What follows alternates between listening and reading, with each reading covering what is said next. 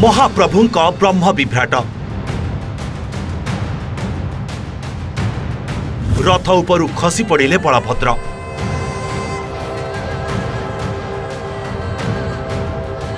नवकलेपर दारुरु काठ चोरी।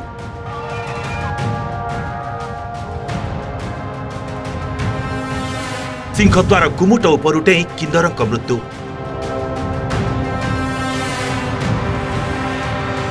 आउ एबे गारदखरु चोरी होईगला महाप्रभुंक मोदक।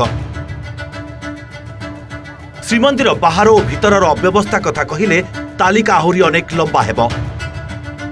जेमिति कि बड़दाण्डरे गुंडाराज, भक्तंकु सेवायत मानकर दुर्व्यवहार, श्रीमंदिर उपरे ड्रोन उड़िबा, आउ ग्राहकंकु खजा व्यवसायी ठकामी, एपरिकी अनेक अव्यवस्था विगत दिन में देखिले 4.5 कोटी ओडिया। किंतु देखि पारुनी श्रीमंदिर प्रशासन कि पड़ुनी नजर।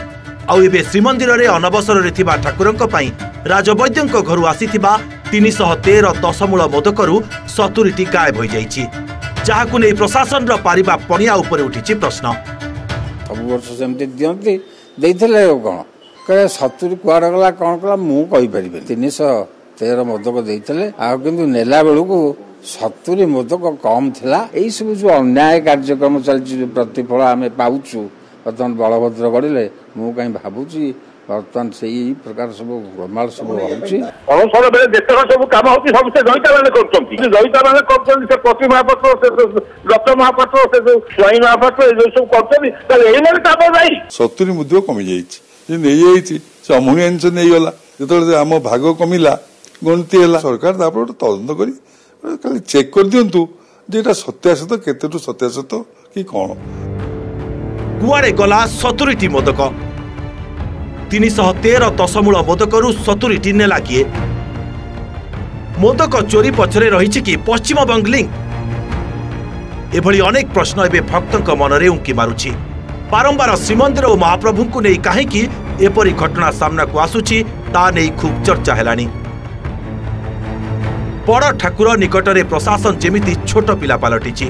सबु किछि घटी सारिबा परे मध्य कौनसी घटना को गुरुतर सह नहीं नाही प्रशासन। फल एभली घटना बारंबार सामना को आसुछि। आउ सरकार मध्य साजिछंती नीरव द्रष्टा।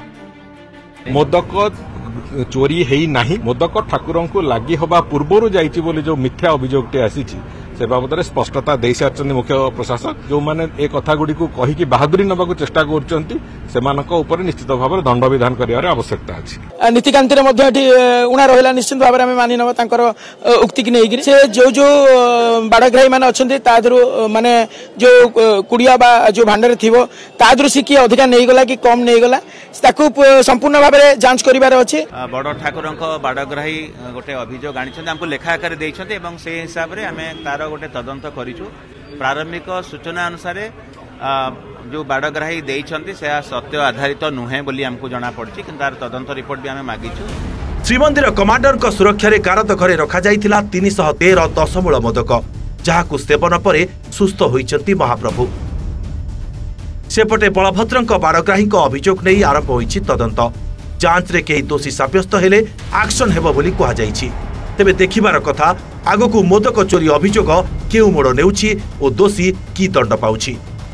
भुवनेश्वर सूर्यकांत बेहरा पुरी मधुसूदन मिश्र और प्रदीप महांती रिपोर्ट ओटीवी।